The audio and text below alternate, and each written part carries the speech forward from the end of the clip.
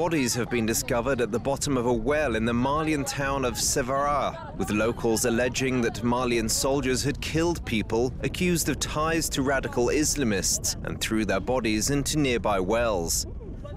The UN Director for Human Rights Watch, Philippe Bolapion, said these were not the first reports of abuse by the Malian army and that the allegations add further strain on France as it attempts to support the Malian government.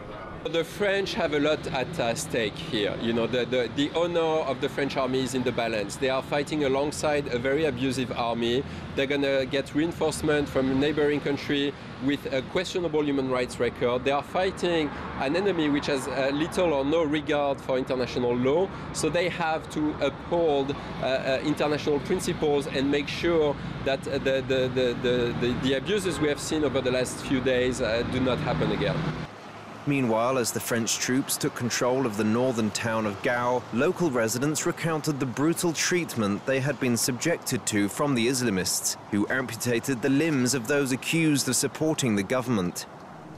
Despite the military's successes, France's military campaign has been labelled a media blackout, with reporters being kept under strict surveillance and not allowed access to the front line to report on French airstrikes. Footage of aerial bombardments was until very recently unavailable for broadcast. Journalists have accused the military of filtering out sensitive images, whilst deluging media outlets with senseless images that do not represent what is actually happening on the ground.